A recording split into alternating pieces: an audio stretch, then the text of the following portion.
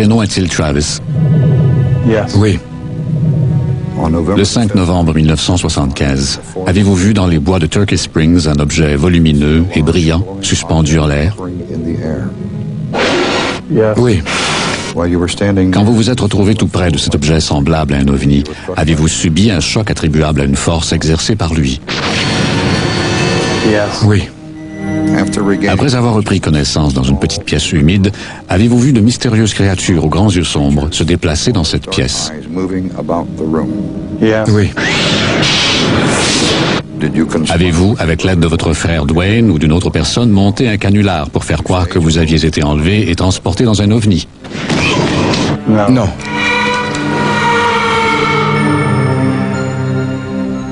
Il est 17h49 dans le nord-est de l'Arizona, au cœur de la forêt des Montagnes Blanches.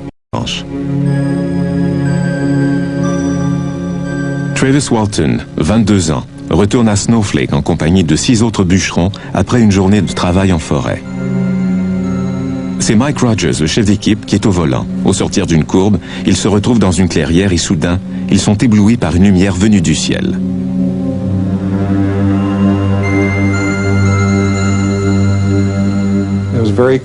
C'était une lumière claire, très vive, et qui se trouvait à 20 ou 30 mètres du camion.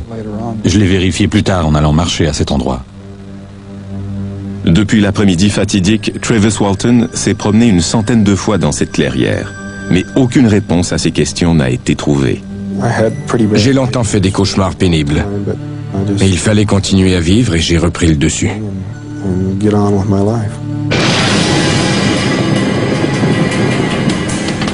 Cette étrange histoire est le sujet du film intitulé « OVNI, l'ultime rencontre ».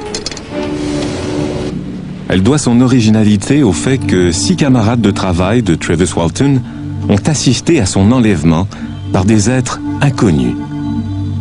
Cette rencontre n'a jamais trouvé son pareil nulle part ailleurs à travers le monde. Mike Rogers se souvient. L'éclat d'une lumière aveuglante illuminait toute la forêt juste devant nous. J'ai été ébloui et pendant quelques secondes, je ne voyais plus rien. Quand je me suis retourné pour jeter un coup d'œil à l'endroit où se tenait Travis, il était projeté dans les airs,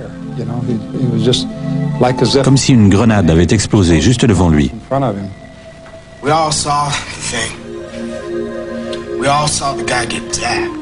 Ils ont présenté la même version des faits et ils ont juré qu'elle était véridique.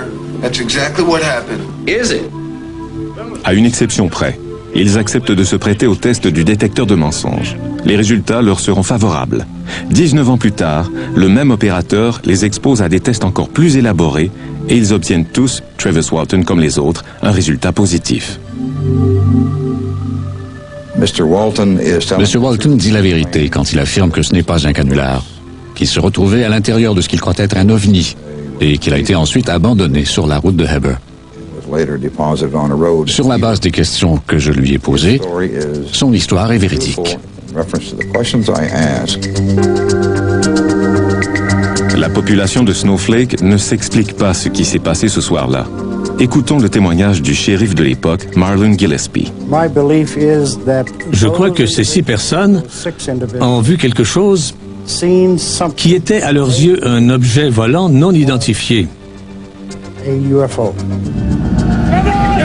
Quand une lumière bleue apparaît au-dessus de leur camion, Travis est brutalement éjecté de la place qu'il occupait à côté du chauffeur. C'est comme si une sorte de décharge électrique m'avait transpercé le corps. J'ai été d'abord engourdi avant de perdre connaissance.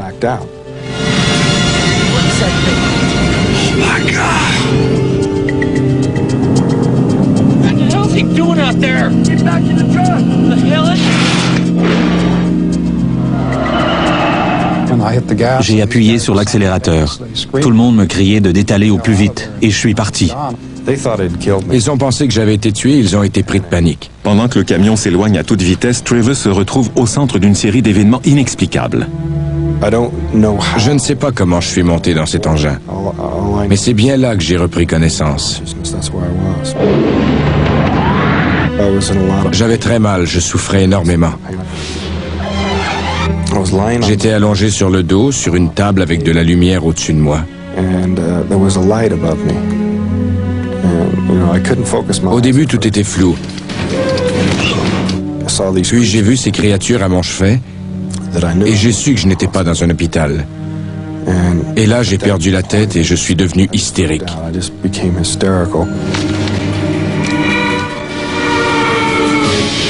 Quand Mike Rogers et son équipe sont de retour à la clairière, Travis a disparu.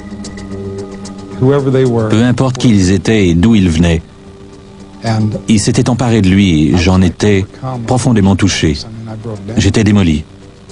Pendant 5 jours et 6 heures, personne n'aura de nouvelles de Travis Walton. À leur retour à Snowflake, ses camarades racontent leur histoire. Les résidents de la ville commencent par en rire, mais la suspicion succède très vite à la dérision. Nous avons commencé par les observer attentivement pour savoir s'ils avaient consommé de l'alcool ou s'ils avaient pris des stupéfiants. Des équipes de chercheurs passent les montagnes blanches au peigne fin. Mais le temps passe et on commence à soupçonner Mike Rogers et ses hommes d'avoir assassiné Travis Walton, d'avoir dissimulé son cadavre et d'avoir inventé cette histoire d'OVNI. C'est donc avec une certaine appréhension que les compagnons de Travis Walton subissent le test du détecteur de mensonges. If you're lying, my machine will show. If you're clean, it'll show that too. How do we know you ain't been bought off? Make us look bad. En raison de la suspicion ambiante, l'un des bûcherons, Alan Dallas, refuse de subir le test du polygraphe, mais les résultats obtenus par Cy Gilson réduisent à néant la théorie du shérif. Aucun d'eux n'avait tué Walton. Aucun d'eux n'était impliqué dans sa disparition, n'avait tenté de le blesser ou de l'enterrer dans les bois en déclarant avoir vu ce qu'ils présumaient être un ovni. Ils ont tous les 5 dit la vérité. Finalement, 5 jours et 6 heures après sa disparition, Travis Walton se réveille tout près de la ville de Heber, au bord de la route. Une lumière brillante se réfléchissait sur la route. Et quand j'ai levé les yeux pour voir d'où elle venait, j'ai vu cet objet suspendu en l'air. Et juste comme je le regardais, il a disparu de mon champ de vision, très vite et en silence. Et plus étrange encore, il raconte qu'il a été transporté à bord de ce vaisseau extraterrestre. C'était une toute petite pièce discrètement éclairée, où il était très difficile de respirer. Comme si l'air ambiant était trop chaud ou trop humide. Il m'était très difficile de prendre mes respirations. Les créatures qui l'ont examiné ont prélevé sur son corps des échantillons de tissu. Quelques-unes de ces créatures avaient une apparence humaine. En tout, j'ai vu 4 de ces créatures, et 3 d'entre elles m'ont fait perdre connaissance. Quand j'en ai vu une qui ressemblait à un être humain, j'ai pensé que j'étais sauvé et qu'on était venu à mon secours. Aujourd'hui, les 7 hommes de cette histoire se fréquentent assez peu, et depuis des années, ils ne parlent plus de cette affaire. Mais quand Hollywood a décidé d'en faire un film, le monde entier s'est de nouveau posé les mêmes questions, sans pouvoir y répondre.